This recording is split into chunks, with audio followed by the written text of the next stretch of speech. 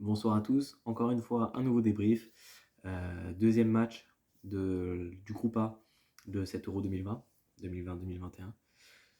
Donc débriefons ça et résumons ça ensemble dans une courte durée. Voilà, je vais pas m'attarder sur les détails pour certains matchs, les détails qui... Bon, c'était pas des matchs forcément hyper intéressants parce que c'est pas non plus des grosses équipes, mais quand même ça a été des matchs importants. Donc, alors que la Russie l'emporte 1-0 seulement face à la Finlande, voilà, une Finlande qui s'est vue un but refusé à la troisième minute, qui aurait pu faire de ce match un tout autre match. Donc, grâce à un but de Alexei Miranchuk à la fin de la première mi-temps. Et tandis que la Turquie, désignée comme outsider et cette surprise de l'Euro, voilà, on voyait beaucoup de choses dans cette équipe de la Turquie qui avait malheureusement échoué 3-0 qui s'était pris 3 buts face à l'Italie. Italie qui ont fait un superbe match encore ce soir, mais j'y viens juste après. Cette Turquie échoue de nouveau. Donc, cette fois-ci face à l'équipe des Pays de Galles. Donc une défaite 2-0 avec des buts d'Aaron Ramsey, joueur de la Juventus, milieu qui était autrefois à Arsenal. Voilà, un milieu, un des meilleurs milieux du monde peut-être. Je ne sais pas, il a quand même une grande qualité ce joueur.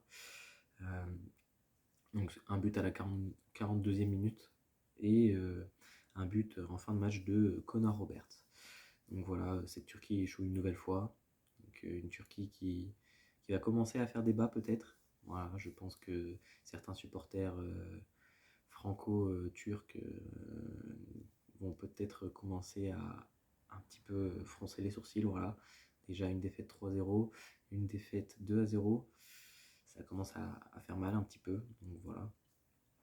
Mais peut-être que cette Turquie a une chance de remonter, même si j'en doute fort. Donc voilà, déçu pour cette Turquie. Voilà. Honnêtement, je m'attendais à malgré qu'ils aient fait un match vraiment médiocre face à l'Italie, je m'attendais à ce que ce soir il y ait peut-être une révélation, voilà, qu'il se réveille et qu'il l'emporte face au Pays de Galles. Mais malheureusement, ça n'a pas du tout été le cas. Donc l'Italie, elle, fait le spectacle, aucun souci. Voilà, une victoire 3-0, comme la semaine dernière avec, comment dire, la victoire 3-0 justement face à la Turquie. Donc ce soir un doublé de Locatelli. Voilà.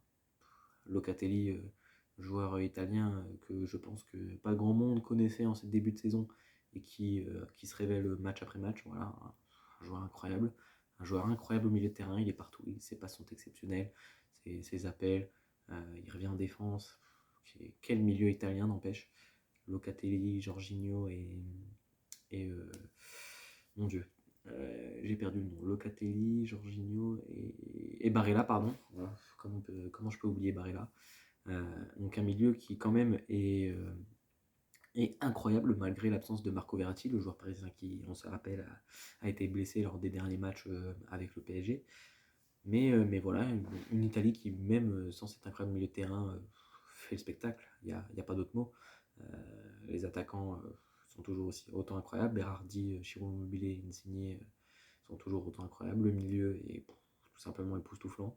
Et la défense est incroyable avec un Spinazzola qui s'entend très bien d'ailleurs avec Insigne. Un Florenzi très très bon, Cellini, Bonucci aussi très très bon. Cellini qui a d'ailleurs dû sortir suite à une blessure. Voilà, peut-être un petit peu d'inquiétude pour les Italiens pour les futurs matchs.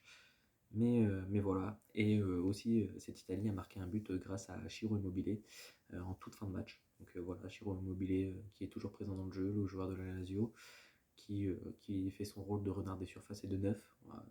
Il est tout simplement un des meilleurs neufs au monde peut-être, dans le top 10 forcément. Donc voilà, Ciro Immobile qui n'est jamais critiqué parce qu'il montre toujours ce qu'il vaut sur le terrain.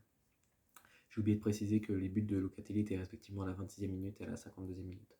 Donc voilà, une équipe italienne en forme, une équipe qui a tout simplement été incroyable face à cette Suisse qui n'a tout simplement rien pu faire, malgré qu'ils aient quand même eu quelques occasions. Voilà, ils ont quand même un effectif plutôt sympathique avec des Shaqiri, des Mbolo, des Zakaria, des Xhaka, le joueur d'Arsenal. un joueur que je n'apprécie pas forcément personnellement. Mais voilà, avec des Mbabou aussi, j'avais oublié de le mentionner, qui a fait une très bonne saison avec le Wolfsburg. Donc voilà, des Italiens toujours aussi impressionnants sur le terrain. Voilà. Je l'ai dit dans mon premier débrief avec l'Italie, pour moi cette Italie ira forcément en demi-finale, voire même peut-être en finale. Pour moi, les actuels favoris seraient la Belgique, l'équipe de France, l'Italie, le Portugal, l'Allemagne, je ne sais pas trop, et, euh, et l'Angleterre. L'Angleterre qui jouera dans les prochains jours d'ailleurs. Donc voilà, je pense que c'est à peu près tout. Incroyable match de la part des Italiens. J'ai beau ne pas être italien, regarder le match de l'Italie, c'est toujours un grand plaisir. Je pense que tout le monde a pris du plaisir en regardant jouer les Italiens ce soir, comparé à des matchs plutôt décevants plus tôt dans la journée avec Russie, Finlande.